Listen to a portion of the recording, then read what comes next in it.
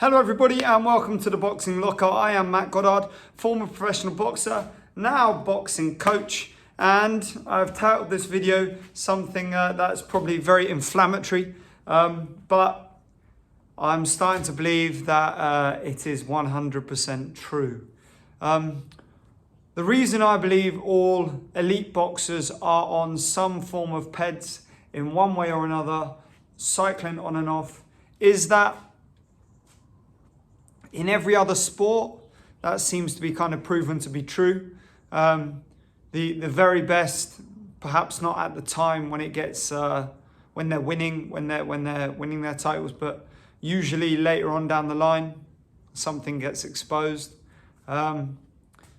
because so many big names keep popping and getting exposed as drug cheats, failing tests with trace amounts, which is still a failure, and to me just sort of highlights the fact that you're cycling on and off and you got caught when you were cycling off. Why do I think they're on drugs? This is important because actually I think there's almost an argument that you can't really blame them. I think what happens is I don't think many novices, many novice pros, many sort of area title pros, even up to kind of British or national level, European level, these kind of guys on an international scene, I don't think they're probably starting off their careers on it. I think what happens is it's a combination of either the cumulative pressure that's required to continue improving, managing the difficulty of the frequency of training that's required to keep improving. By that I mean the tiredness, the muscle soreness, the impact of sparring regularly, and of continually sustaining blows to the head and the body weakens you. And I think a lot of these guys probably look for that assistance because they feel exhausted and beat up all the time. And the other reason, and for me probably the primary cause, is that these guys get to an elite level, they get to the very top and they get whooped easy by someone that they are aware or that they believe is on drugs. Now, if I was boxing for a world title and I'd worked very hard to get there, I'd beaten some good opponents, some names that we'd had some difficult fights, and it sort of taken everything I had to get there. And then I get there and somebody who in my opinion has the same skill set as me absolutely blasts me out in a few rounds or dominates me so comfortably without looking gassed, I'm going to be suspicious. For example, I might have shared 50, 60 rounds with other world level boxers sparring in camp. I may have boxed 3 or 4 world title contenders on the come up. And there's no I get to that top level and I'll accept that it's just down to my ability. These guys are getting there, losing and going, no, there must be some sort of enhancement with these opponents. Otherwise, how are they beating me?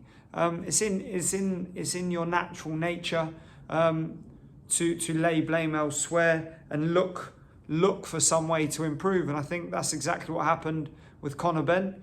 Obviously, all of the details haven't come out, so this is pure conjecture. I'm literally just stating my opinion on what I think, so nobody sue me.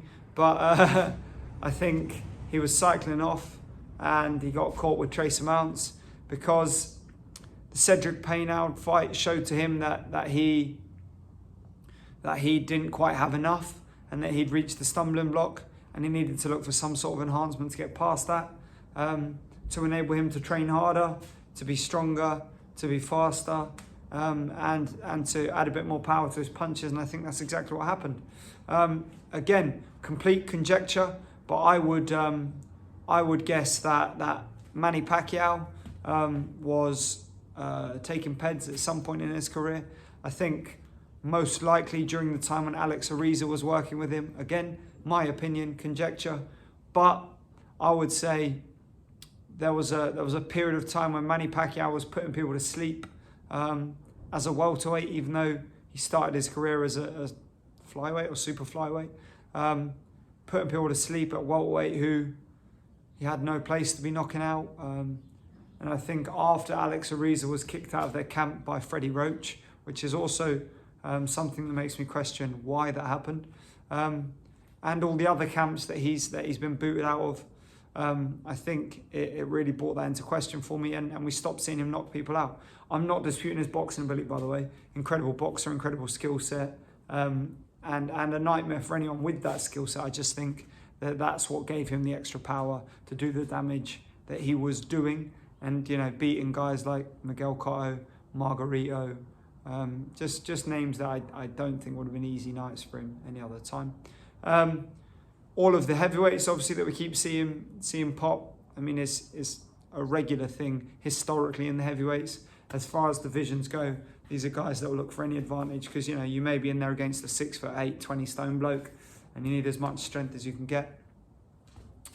Roy Jones Jr., the most talented fighter in history, the most naturally talented fighter in history, popped. Evander Holyfield, I believe. Some of the greatest names in boxing history have failed tests, and I think if those guys are doing it, there's a reason, and I think the reason is that they reach a limit to their physical capabilities, they reach a limit to their ability to recover, they reach a limit, sort of glass ceiling of what their skill set will enable them to achieve, and they realise or believe that all of the other top level of fighters are on it. I mean, I've heard people like Paulie Malignaggi talk about this before, and I honestly believe in boxing, there isn't a single world champion that isn't on some form of drugs or some form of enhancement. I think there's a reason they have doctors in their camp, not just nutritionists. They have doctors, nutritionists, chemists, all sorts of crazy things that, you didn't see Muhammad Ali there with a chemist in his camp helping him take the correct hormone replacement therapy that would keep him under the safe and acceptable limits. It's all very, very questionable, and I think anybody that involves them kind of guys in their camp is and will be caught for taking peds. I think there's a fine line to run between medical procedure and cheating, and I think everybody's trying to find that line, and I think inevitably, to a man, almost every single one of them will cross it. So that's my thoughts on it. I think every single world champion, every single elite level boxer is on drugs. Now, this is a sad thing for me to say because he's my favorite fighter right now in the present time. But I think people are going to see at some point in the next 5 to 10 years, Naoya Inoue, the monster. I think you'll find that he will pop. I think he'll get caught for doing something. That kind of devastating power is a very difficult thing for small guys to carry up, and we'll see whether that continues. Again, doesn't diminish his boxing ability, but I just think anybody that has that kind of, put world champions to sleep and around when they're tough guys normally, you've got to just have a little deeper look at them and question how they're able to achieve that, whether it's just down to their boxing skill set, whether it's genetics, or whether it's some sort of enhancement. And to be honest with you, I think 99 times out of 100, you'll find that enhancement will be there. So yeah, that's my opinion. Let me know your thoughts in the comments below. I'm not saying every professional fighter is, but I think you'll find every elite level, top level, world level fighter is on something. Even if it's just when they're out of camp, when they're cycling on and off in preparation for their camps. I believe that's why they only fight twice a year now. I believe that's why these guys aren't fighting 4 or 5 times a year. I think because they can make enough money and they can cycle on and off, and it means they can perform better when they do. I hope you enjoyed the video. As I said, let me know your thoughts in the comments below. As always, look forward to interacting with some of you about this. And don't forget to like, subscribe, and I'll see you for the next one. Cheers.